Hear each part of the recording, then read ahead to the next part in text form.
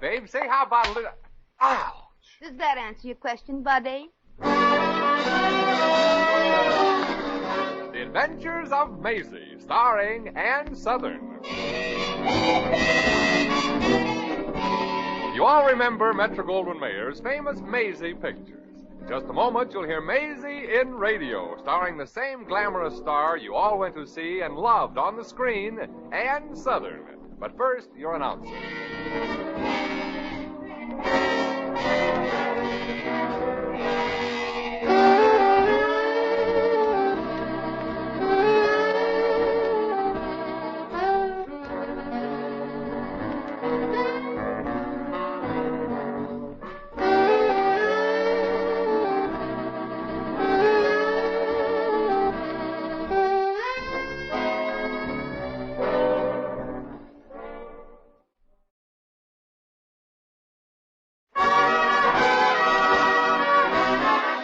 Now here's Ann Southern as Maisie.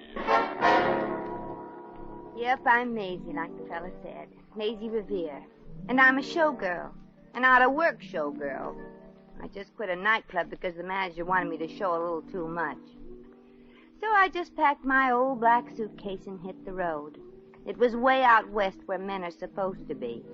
Only for miles and miles I didn't see any. Then, as luck would have it, I stumbled up to a farmhouse, and the farmer, a really nice widowed gentleman named Jed Parker, surprised me by offering me a job, and I surprised him by taking it. I'd never worked on a farm before, and I never realized what a leisurely life farm work is. You cook the meals, draw the water from the well, feed the chickens, clean the house, churn the butter, scrub the laundry, and simple little chores like that. Well, you'll have to pardon me now, folks. I gotta get to work. Well, how's it coming, Maisie? Oh, good evening, Mr. Parker. Evening? Maisie, it's morning. It is. And how come it's so dark? Well, you still got your eyes closed. Oh, guess I'm still not used to getting up so early, boss. Oh, I know farming is hard work, Maisie, but it's done you a lot of good. It's making a new woman out of you. Well, gee, you're very kind, Mr. Parker. Oh, you're the one that's kind, Maisie. You can stay here as long as you want. I like you. And Timmy worships the ground you walk on. And I think that son of yours is a wonderful boy. Handsome, too. Oh, you really think so, Maisie?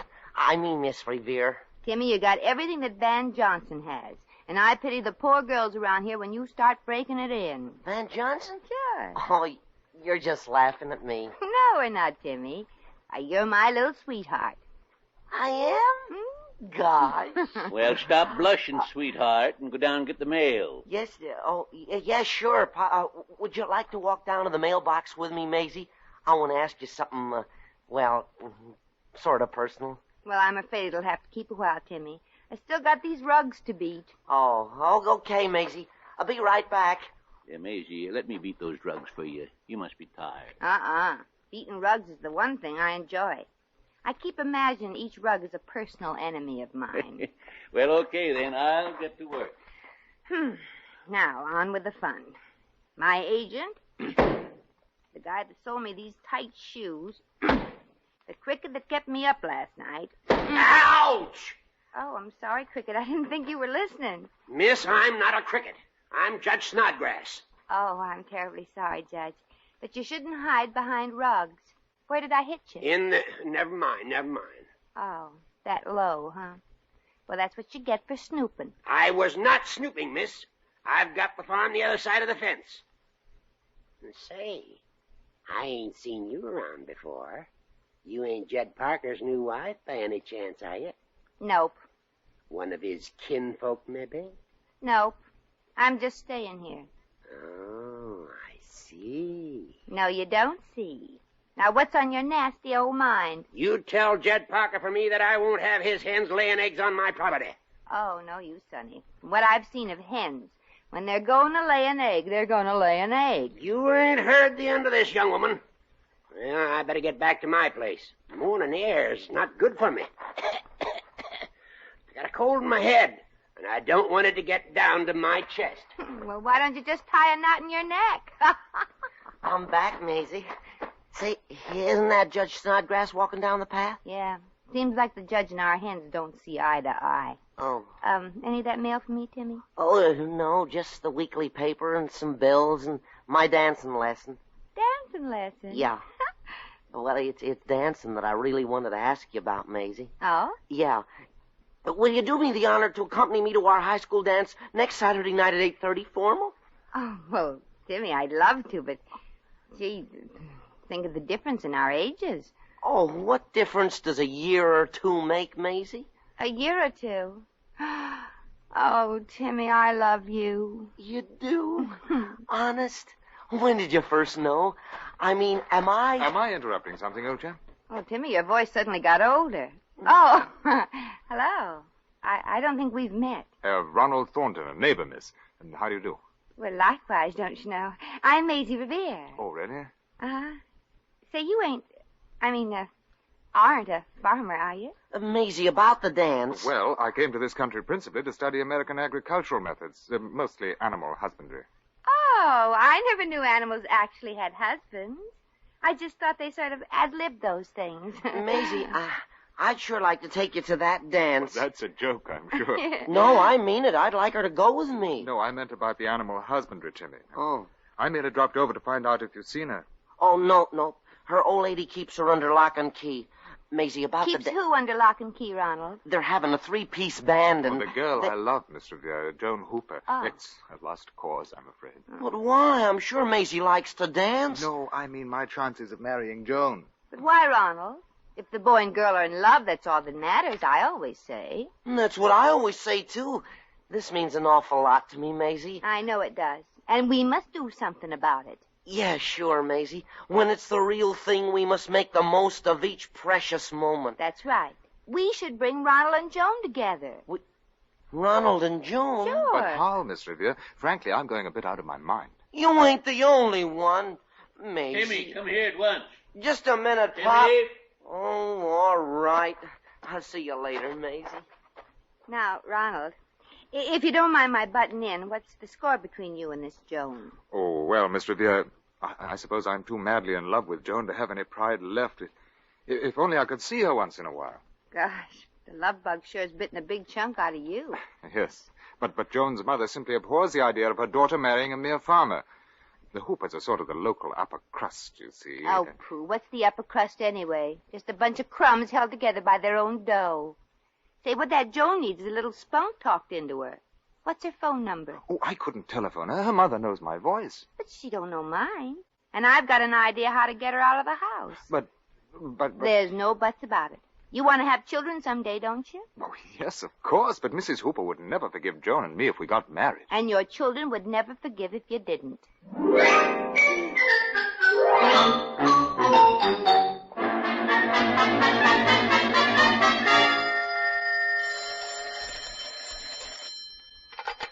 Hello?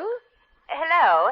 I would like to talk to Mrs. J. Crosley Hooper, please. This is her. I mean, she. Who is this? I mean, whom? Oh, well, this is the society editor of Whom's Who. Who's Whom. We are inaugurating a new supplement to our publication, Mrs. Hooper, entitled The Most Outstanding Debutantes of the Year. And your daughter, Joan, has been selected as one of them. My kid? I mean, my daughter, one of the most outstanding debutantes of the year? Wow! I mean, really? Yes, really. We should like to take a picture of Joan to publish in our forthcoming edition. Would you have her come out to the Jed Parker farm immediately? Immediately. The Jed Parker farm. But why not take the picture right here in our $178,000 home, surrounded by the culture amongst which she was born? That's a very good question, Mrs. Hooper. Have her at the Parker farm immediately.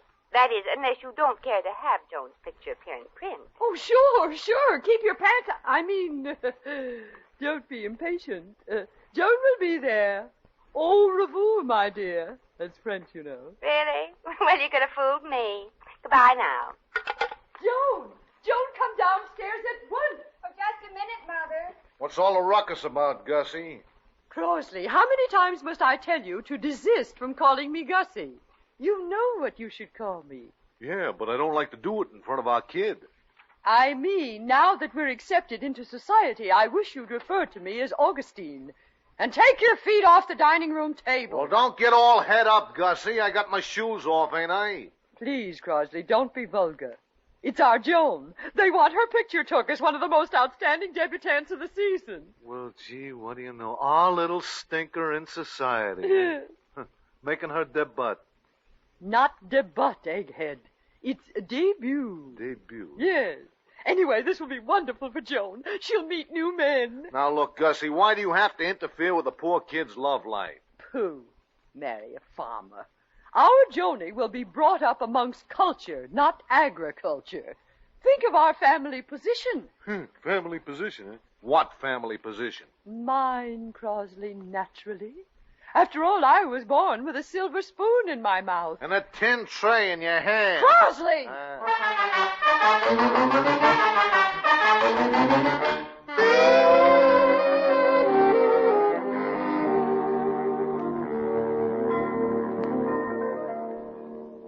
Oh, Ronnie.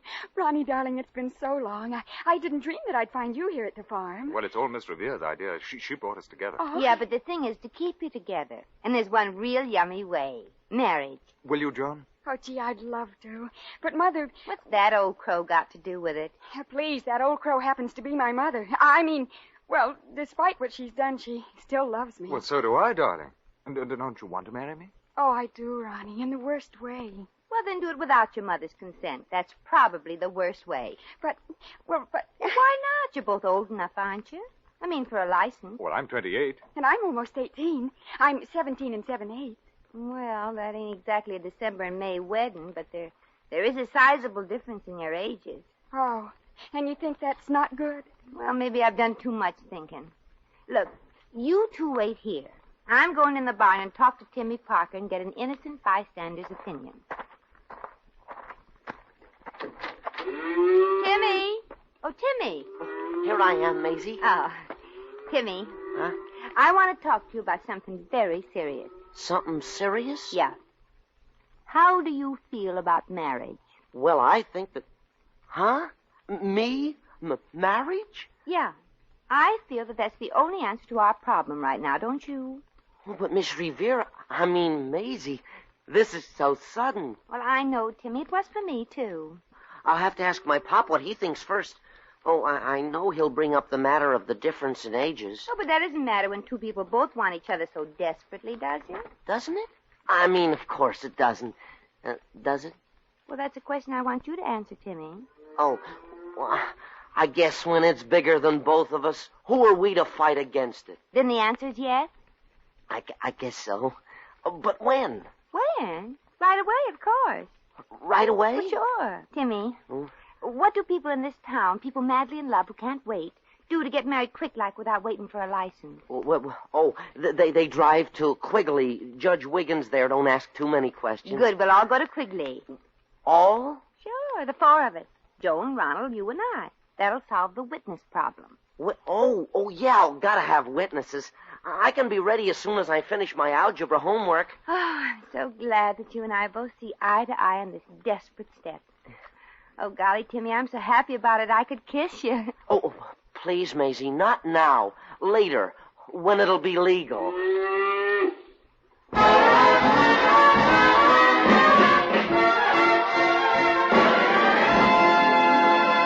The Adventures of Maisie, starring Ann Southern, will continue in just a moment.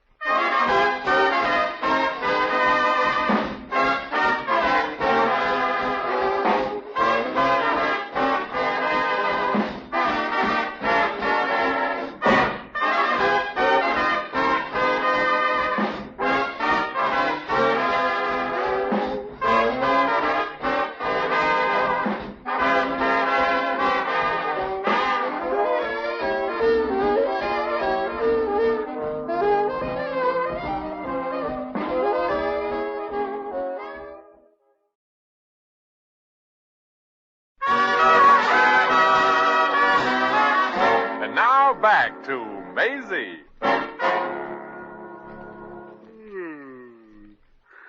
Now that the preliminary arrangements as to the fee for performing this ceremony Well, we get on with the marrying. Judge Wiggins, I hope we're not keeping you up. Well, yeah, I do all my marrying nights and my sleeping days. Couldn't you folks come back later to... Judge. Night? I'm sorry, old chap, but we just couldn't wait. Is that right, Joan? Oh, no, darling, just couldn't. No, and I'm in a hurry too, Judge, so put some toothpicks under your eyelids and start. Well, we can't without Timmy. Where is that boy? Yeah, where is the other witness? Miss. Here I am, Maisie. I was just making a just married sign for the back of our jalopy. I love tradition, Maisie, don't you? Dear. Sure, honey, sure. Well, we're ready, Judge. Judge. Oh, dear, he's gone to sleep again. I say, Judge, old chap, do open your eyes and let's have at it. I'll wake him up with his gavel. $10 for 10 days.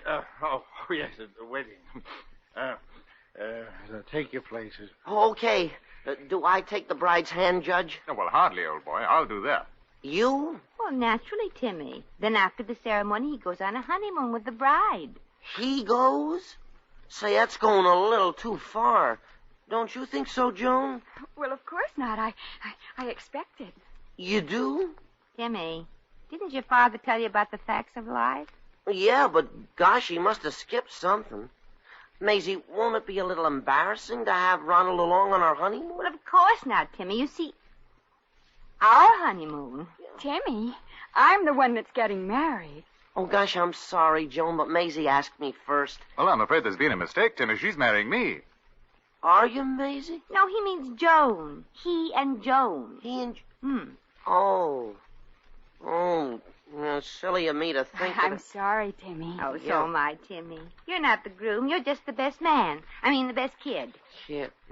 Fine thing. I had to put on my new jeans for nothing. Well, let's get on with it, shall we? Judge. Judge. Pop out a bit, my lad. Yeah, wake up. Yes? Oh, yeah, sure. Dearly beloved, we are gathered together To witness the marriage of... Hurry up, Judge. I got to get back to high school, and so does the bride. Timmy. the bride. How old are you, my dear? Old? Old? You have to be 18 to get married. If not, you must have the consent of your parents. Oh, fine. Well, miss, how old are you? 22. Seems to be a slight difference of opinion.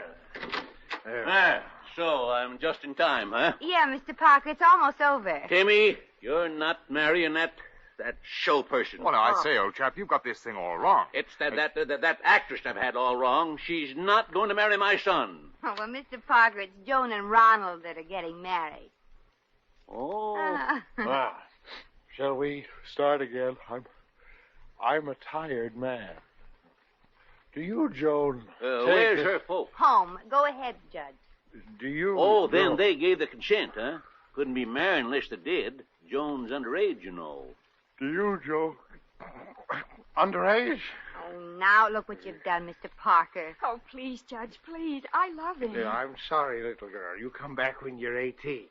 And now, good night. Well, Dad, you sure did it. Oh, my mother will never give her consent. She wants me to marry a blue blood. Yeah, red clashed with her carpets. Oh, gee, kids, I'm sorry. Well, Mr. Parker, I'm not through yet. Some way, I don't know how.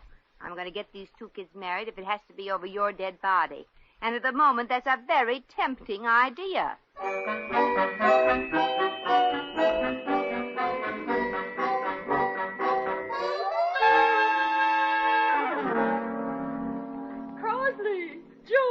To this telegram. Oh, isn't it too thrilling?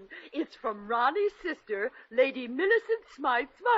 His sister is a lady? Yes, you lucky girl. And it seems that Ronnie is really Lord Sir Baron Duke Thornton. Lord Sir Baron Duke? Not Count also? Oh, silly boy. Counts are French, and dear Ronnie is British. I never knew Ronnie had a sister. Oh, and an immensely wealthy one, the dame's loaded. Quite well off. Listen to the rest of the wire. I am passing through the colonies en route to South Africa to visit the diamond mines Mater and Pater left to me and Brater. Brater? Crosley, didn't you learn anything at school? That's Latin for brother. Lady Millicent obviously has educated brains. But to me, she sounds like a screwball. Joan, dear, that is hardly the way to speak of your future sister-in-law. Sister-in-law? Oh, you mean me and Ronnie? Oh, Mother. Exactly. Now, here's the rest of the telegram. Suggest you arrange wedding, my brother and your daughter, whilst I am there. Will arrive at 4, coming direct to your residence. Your daughter is a very lucky girl. Signed, Lady Millicent Smythe. She's lucky. Well, Ronnie's the lucky one to get a girl like Joan. Oh, who cares who's lucky, as long as I'm going to be Mrs. Lord Sir Baron Duke Thornton. Well, I'd better hurry and get into something nice for the wedding. Well, Crosby, aren't you going to get dressed for the wedding? Dressed? You mean a tie and everything? Yes.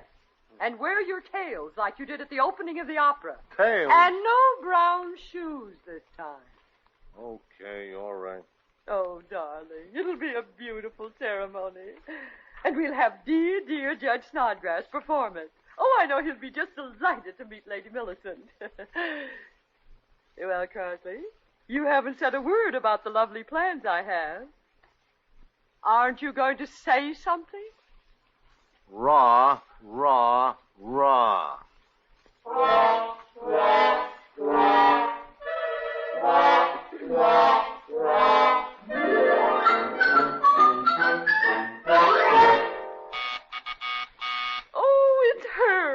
She. Oh, Crosby, I'm so excited. How do I look? How could you look? Oh, shut up. Ronnie, dear, aren't you excited at the prospect of meeting your sister? More than you know. I'm a little curious, too. Lady Millicent Smythe. Well, cheerio, pip, pip, bebop, and all that sort of thing. Oh, Ronnie, my dear brother. Ronnie, it's...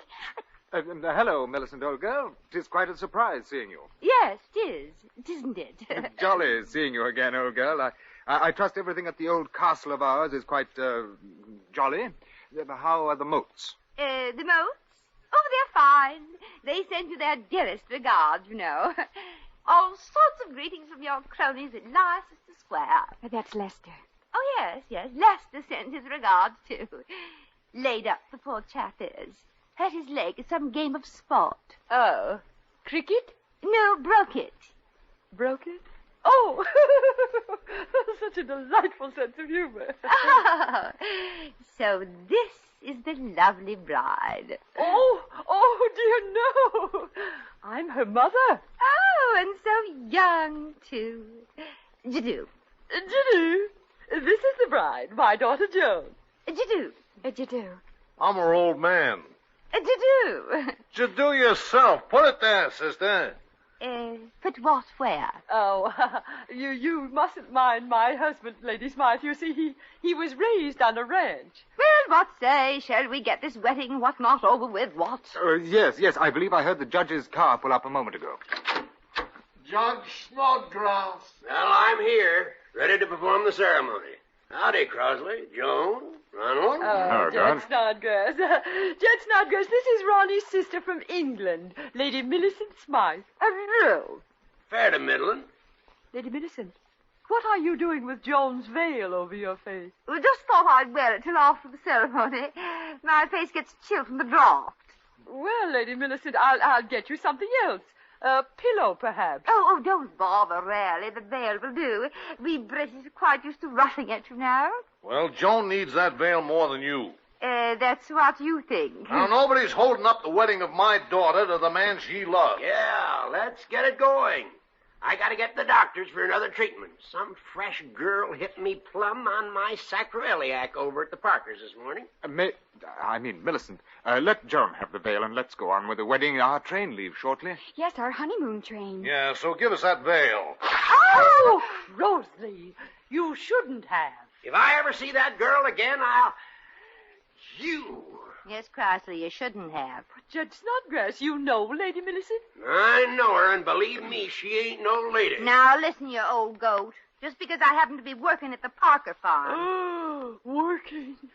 Oh, my, I think I'm going to faint. She ain't royalty. Oh, but she did it for us, Mother, for Ronnie and me. Yes, we love each other, Mrs. Hooper. Joan will never marry this farmer. Do you hear me? Never. Like heck she won't. That's the spirit, Pop. Crossley, how dare you talk like that? Shut up, Gussie, shut up. Oh. Now, see here, Mr. Hooper. Judge Snodgrass, would you like to be a little angel?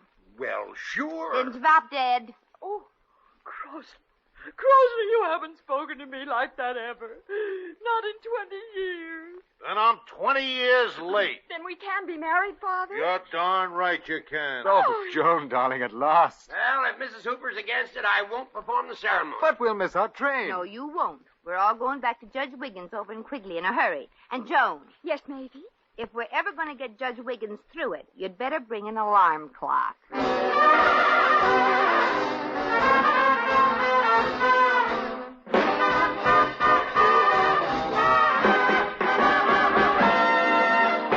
In just a moment, we shall return to the adventures of Maisie.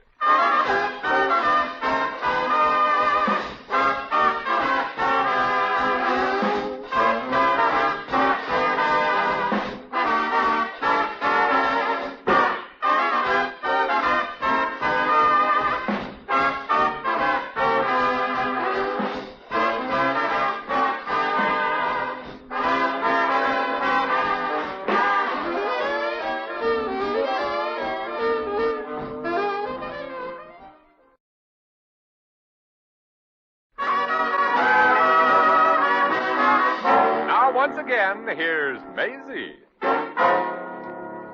Well, so Joan and Ronnie were married, and I sure hope they live happily ever after. And they will if they remember one important thing. It isn't the saying of I do at the wedding ceremony that's important. It's the things they do after that counts. For instance, if you have an argument with your wife and she's right, come to her and admit it. But if she's wrong, take her to the movies. Well, I gotta hit the road again. Living out in the open ain't for a city gal like me. All that health can kill a person. Gee, it's a long way back to Brooklyn, especially if you're traveling by thumb. Well, gotta get going. Come on, feet. Mush.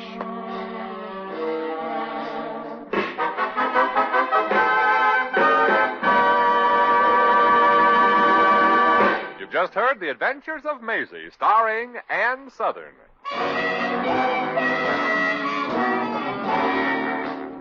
Maisie was written by Arthur Phillips. Original music was composed and conducted by Harry Zimmerman. Supporting cast included Bea Benaderet, Ben Wright, Hans Conried, Sheldon Leonard, Will Wright, Earl Ross, Sammy Hill, and Sidney Miller. Jack McCoy speaking.